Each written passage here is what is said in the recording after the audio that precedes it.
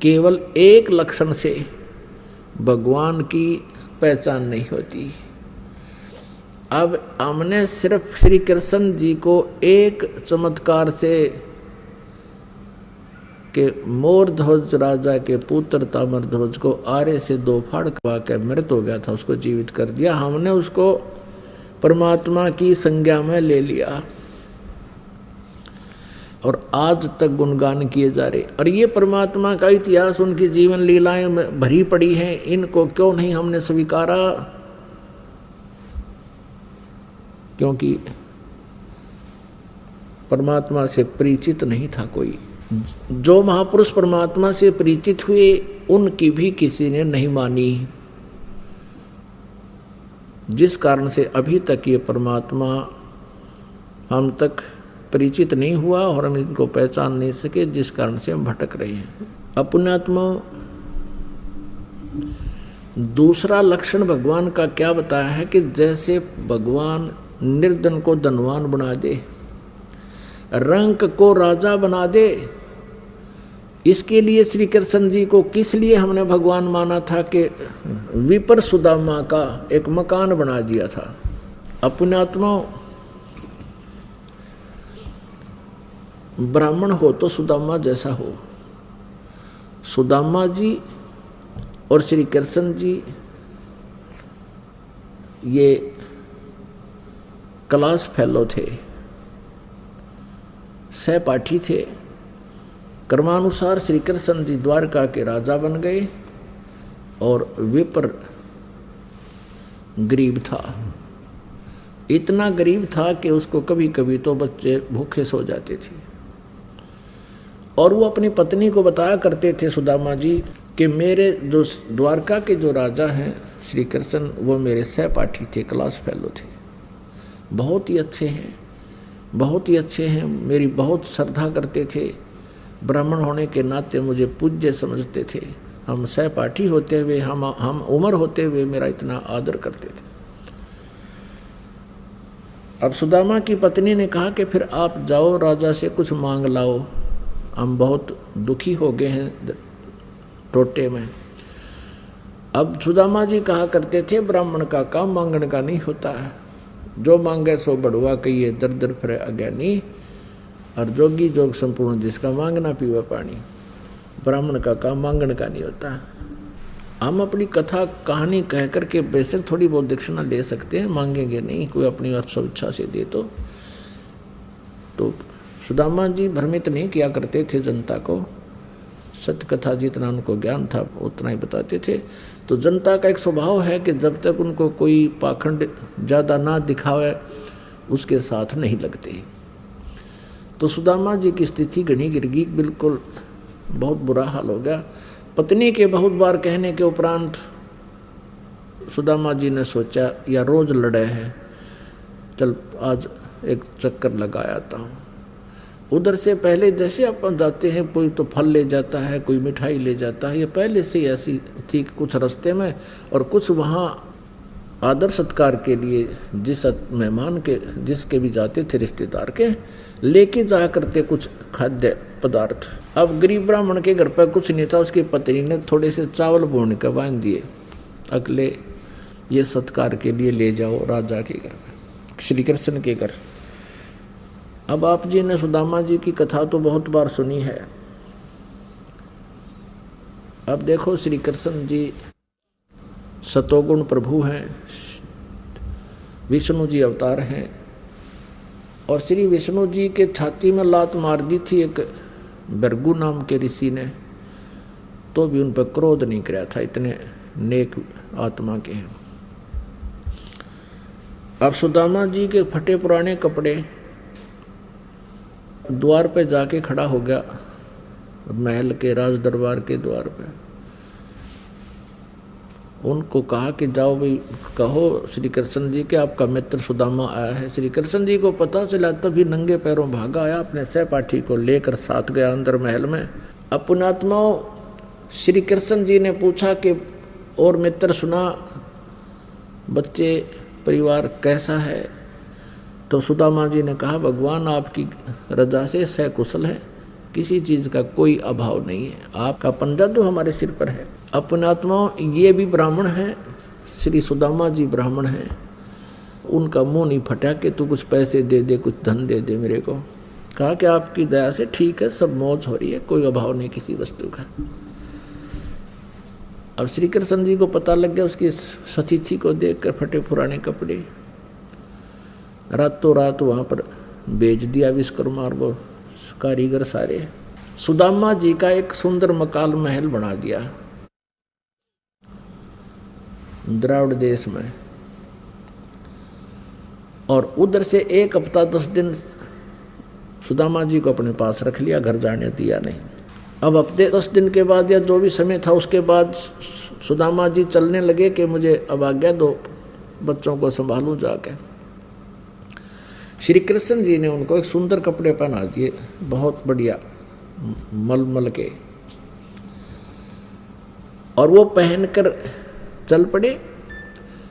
अब देखो वो क्या सोच रहे हैं सुदामा जी रास्ते में कि भाई देखे मित्र, मेरे से न्यों पूछा है, मेरे से न्यों पूछा है, और तो कुशल है, क्या उसकी आंख फूट गई थी मेरी कि सतीथी थी?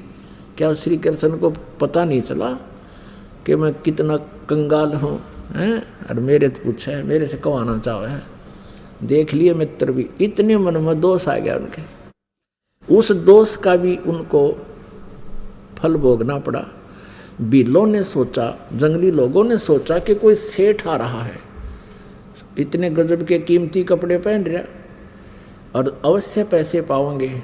उन्होंने देखे उसकी जेब टटोड़ी, कुछ भी खोया, वो कपड़े काट दिए सारे, वो धोती भी खोल ली, वो कपड़ा भी उतार लिया। वो नकी मतलब था, नंगा हो गया कति। अब उसको इतना ताबास हो गया कि भगवान के बारे में मैंने गलत बोल दिया, सजा मुझे इसलिए मिली है। अब घर जाकर देखा उसका तो सारा कुछ माहौल बदल रहा था। इस कारण से श्री कृष्ण जी को भगवान मान लिया कि उसने, भगवान श्री कृष्ण जी ने सुदामा का महल बना दिया। अरे ये तो एक कोई मुख्यमंत्री या मंत्री मित्र हो जाए, इतना सारा तो दे दिया आज। और ना कल्याण श्री कृष्ण जी का ना सुदामा जी का, जो असली उद्देश्य है मनुष्य जीवन का, वो तो न्यों का न्यों रह गया दोनों का। अब सुनाते हैं आपको उस परम पिता परमात्मा की समर्थता, कबीर भगवान की। एक तैमूरलंग नाम का लोहार था, मुसलमान लोहार था, तैमूरलंग नाम का।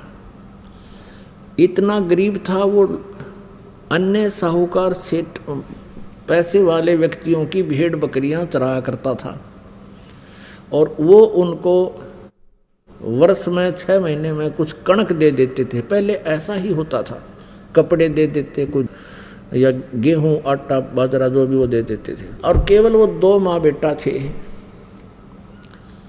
पिता की मृत्यु हो चुकी थी। उधर से वो, उससे भी गुजारा नहीं होता था उनका, तो एक लोहार के अहरण पे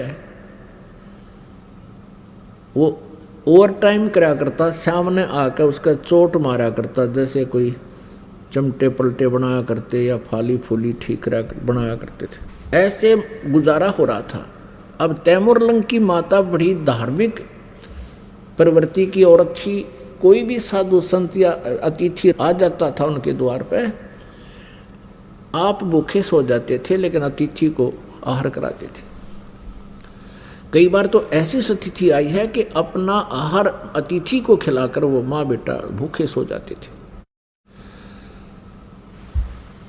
अब परमात्मा कबीर परमेश्वर जी एक जिंदा महात्मा के रूप में आए, और तैमूरलंग बकरियां चरा रहा था, भेड़ बकरियां चरा रहा था साहूकारों की, और वो बकरियां आसपास चल रही थी। वो बैठा था वृक्ष के नीचे, भोजन खा लिया था उसने। तब परमेश्वर आए, सलाम वालेकुम कहा। अब तैमूरलंग ने उसका प्रति उत्तर दिया और कहा, भगवान अतिथि को, क्योंकि स्वभाव था उनका माँ बेटिया का, अतिथि को भोजन की अवश्य पूछते थे राह चलते को। तो परमेश्वर से कहा उसने, तैमूरलंग ने, कि बाबा भोजन पाओगे? परमेश्वर ने कहा, बेटा भूख लगी है। तैमूरलंग ने कहा, भगवान हम बहुत गरीब हैं, आपको आहार अवश्य कराएंगे हम। और आप यहाँ मेरी भेड़ बकरियों को देखना, मैं भोजन कर चुका हूँ, पहले आ जाते तो भगवान मैं अपने आहार से आपको आहार देता, लेकिन आपको आहार अवश्य कराएंगे। ये हमारी माता का हमें जो है ना एक संस्कार डाल रखा है, आपको भोजन बिना जाने नहीं दूंगा मैं भगवान। और आप एक ध्यान रखना, कोई भेड़ बकरी गुम ना हो जाए, हम बहुत गरीब हैं। एक भी बकरी अगर गुम होगी तो हमसे उसके पैसा नहीं दिया जाएगा, आप ध्यान रखना। परमात्मा बोले जाओ बेटा, मैं खूब संभाल के रखूँगा। नगरी से बाहर खेतों में बकरियां जंगल में बैठी थी, चल रही थी। भगवान वहाँ रखवाले हो गए, पाली खड़े हो गए। तैमूरलंग घर पे आया और कहा माता एक साधु भूखा है, भोजन बनाओ। माँ ने उसी समय जितना भी घर पे आटा था सारे का भोजन बनाया। एक रोटी का ही आटा था, वही लेकर चल पड़े। शाम को भी नहीं था उनके पास। और माँ ने कहा बेटा मैं दर्शन भी कराऊंगी और साथ चलूंगी। लोटा पानी का ले लिया जल का और रोटी लेकर चल पड़े। अब वो आई, आके कहा महाराज भोजन खा लो, रोटी रख दी। अब परमात्मा खाना खाने लगे।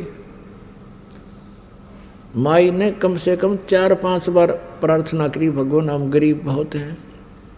उनको पता होता था कि साधु संत फकीर होते हैं, आशीर्वाद दे दें तो मालो माल हो जाया करते हैं।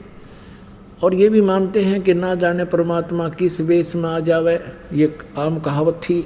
तो माई ने बार बार कहा, परमात्मा ने एक रोटी खा ली, लोटा पानी का पी लिया। तब क्या किया, खड़े होकर के एक बकरी बंधन की बेल पड़ी थी चैन, वह अच्छी लंबी होती है, उसको ऐसे 3-4 बार इकट्ठा करके इतनी कर लिया जैसे मोड़ माड़ के। उस तैमूरलंग के कमर में मारी, 1, 2, 3, 7 मारी उसके कमर में। और फिर लात मारी, मुक्के मारे। अब माई ने सोचा यो बाबा जी चंगर गया, तूने कई बार इसको टोक दिया ना, हमें धन दे दे, धन दे दे, हम गरीब हैं। ये मेरे से जो है ना नाराज हो गया और मेरे बेटे को पीट डाला। तो कहा महाराज जी मेरे बच्चे से क्या गलती होगी, इसको किस लिए पीट रहे हो। तो परमात्मा ने कहा कि माई जो पहले मैंने 7 ये सांगल मारी है ना, बेल मारी है, ये तेरे बेटे को 7 पीढ़ी का राज दे दिया। तेरे वंश को 7 पीढ़ी का राज बख्श दिया मैंने। और 7 पीढ़ी के राज के बाद फिर तुम्हारा राज्य जो है छोटे छोटे टुकड़ों में बट जाएगा, इसलिए लात और मुक्के मारे हैं। अब तैमूरलंग की माँ ने सोचा बाबा जी तो मेंटल है, ये तो पागल है, हमारे घर पर रोटी खाने का ब्योत नहीं और 7 पीढ़ी का राज कैसे होगा हमें प्राप्त, ये कभी हो ही नहीं सकता। इतना सोच रही थी, इतने में परमात्मा अदृश्य हो गए। पहले तो मालिक ने उनको शिक्षा दी थी कि भाई तुम किस धर्म से बिलोंग करते हो, किससे संबंधों ने बताया था कि हम मुसलमान हैं। परमात्मा ने कहा मुसलमान वो है जो मांस छू है नहीं और तुम मांस खाओ। नबी मोहम्मद नमस्कार है, राम रसूल कहाया, 1,80,000 को सौगंध जिन्हीं कर चलाया। अरस कुरस पर अलह तकत है, खालिक पर बिन नहीं खाली, और वह पैगंबर पाक पुरुष थे साहिब के अब्दाली। और क्या बताया परमात्मा ने कि हम मोहम्मद को वहाँ ले गए अपने लोक में, इच्छा रूपी वहाँ नहीं रहे हो। उल्ट मोहम्मद मैल पठाया, गुज बीरज एक कलमा लाया, रोजा बंग नमाज कही रे, बिस्मल की नहीं बात कही रे। ये जो तुम गऊ मारते हो, बकरे काट कर खाते हो, ये आदेश नहीं है तुम्हारे हजरत मोहम्मद का। उसने तो रोजा बंग और नमाज यही कहने करने को कहा था, अब तुम ये गलत कर रहे हो। और परमात्मा ने कहा था कि नाम लो तुम दोनों जने, मैं उपदेश मंत्र दूंगा, मंत्र करना। और तुम माला माल हो जाओगे, ये कौन सी बात है, लेकिन मांस नहीं खाओगे, कोई जीव हिंसा नहीं करोगे।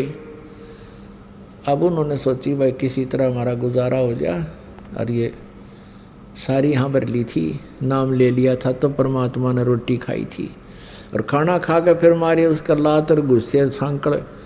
फिर महाराज ने, परमात्मा ने कहा कि तेरे बेटे को 7 पीढ़ी का राज दे दिया। अब वो बुढ़िया का गले नहीं उतरे, क्या सारी झूठ बोल रहे थे। जब वो अंतर ध्यान हो गए तब वो दोनों माँ बेटा कहे तो भगवान थे। और बेटा का माँ मेरा एक भी नहीं लगी, मेरे तो कति दर्द नाम का चीज़ नहीं, मेरे को महसूस नहीं हो रहा था, मैं मजाक कर रहे थे भगवंत। दोनों रो माँ बेटा कि हमने तो गलत बोल दिया, ये तो भगवान थे, अल्लाह की जात थे, कोई फरिश्ता थे। क्योंकि हम अल्लाह मानते नहीं ना, वो कहते भगवान आकार में आता ही नहीं। जैसी भी उनकी ओड़ी बोड़ी सोच थी वो उस आधार से अपना संतुष्ट हुए। माँ घर न आएगी।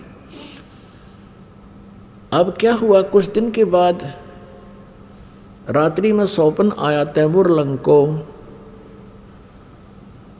परमात्मा वही जिंदा रूप में दिखाई दी और कहा बेटा जिस अहरण पर शाम के समय जो तू सेवा करता है जिस लोहार के घर पे, अच्छा उस दिन उस तैमूर लंग जब चोटें मार रहा था अहरण के ऊपर गणते लोहे को सीधा कर रहा था लोहार, तो अहरण के पास चींटियों का बिल था, थोड़ी सी दूरी पे, 5-4 फुट की दूरी पे, और उसमें से इतनी चींटियां निकलाई बहुत गुनी, आसपास में काली जमीन होगी।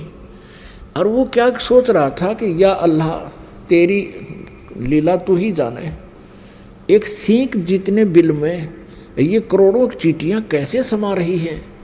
वो काफ़ी प्रभावित सा हुआ उस दृश्य से। तो रात्रि के समय परमेश्वर जब आए उसी रूप में, जिंदा वाले रूप में, स्वप्न में उसको कहा बेटा तैमूर लंग, जहाँ तूने आज शाम को चींटियाँ देखी थी, वो बिल देखा था, वहाँ बहुत सारा खजाना है। उस अहरण को तू मोल ले ले, अहरण के स्थान को।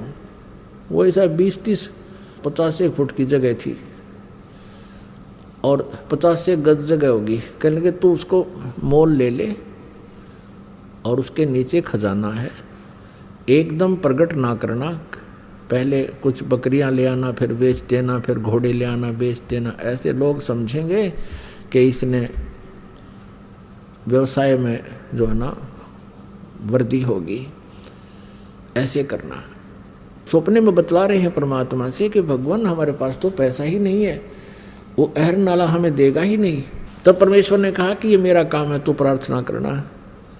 अब कहते करे करावे साइया मन में लहर उठा, दादू से दरजीव के आप बगल हो जा। जब परमात्मा ने कुछ करना होता दोनों तरफ पहुंच जाते हैं। उधर से उस अहरण वाले के मन में कई दिन से ये आ रही थी कि ये स्थान थोड़ा है, बाहर मेरा प्लाट पड़ा है थोड़ी सी दूरी पर, गांव से दूसरी साइड में, और यदि कोई इसको मोल ले ले तो मैं वहाँ अपना अहरण डाल लूँ। प्रबल इच्छा हो रही इसके। तैमूर लंग ने प्रार्थना कर, सुबह उठ कर उसने अपनी माँ से कहा कि माँ आज महात्मा जी दिखाई दिए थे, वो फक्कड़ फकीर दिखाई दिए थे स्वप्न में। उसकी माँ ने कहा बेटा स्वप्न में मुझे भी दिखाई दिए थे, पर उन्होंने क्या कहा ये मुझे स्पष्ट याद नहीं रहा। वो कुछ बोल रहे थे पर मैं भूल गई सब। तैमूर लंग ने कहा माँ मेरे सब याद है, ऐसे ऐसे कहा था। अब माता जी ने कहा ठीक से बेटा देख ले कोशिश करके। अब जो ही शाम के समय उसने जा कर के अहरण के मालिक से कहा कि भाई मैं भी गरीब आदमी हूँ, आप मुझे ये अहरण दे दो, कुछ 1 वर्ष के लिए उधार दे दो, मैं फिर पैसे दे दूंगा आपके, मुझे ये मैं भी अपना कोई गुजारा कर दूँ छोटा मोटा काम करके। तो कहने लगा भाई मेरा फिर तुम कब पैसे दोगे, कब दोगे इसका? कहने 1 वर्ष में दे दूंगा मैं। तो उसने कहा 1 वर्ष तक, जैसा भी समय रखा 6 महीने 1 वर्ष का, कि नहीं दिया तो फिर देख ले मैं वापस ले लूँगा, अखा बेसिक वापस ले लेना। 2-4 दिन के अंदर उसने अपना वहाँ से सारा ले गया, अहरण भी छोड़ दिया वहीं पर। वो पुराना सा हो रहा था वो, और उसने अपना नया साजबाज जोड़ लिया दूसरे प्लाट में। माँ बेटा ने दोनों ने उसके चारों तरफ एक कच्ची दीवार बना ली 3-3, 4-4 फुट की, 5-5 6-6 फुट की, और देखा खोद गए, उसमें सचमुच खजाना, हीरे पन्ने जवाहरात सोने की मोहरें मिली। अब उसने उसी तरह शुरू कर दिया, पहले घोड़े भेड़ बकरी लाया, वो बेच दी महंगी सस्ती जैसी बिक, फिर घोड़े खरीद कर लाया, वो बेच दिए, महंगे बिके थे सस्ते।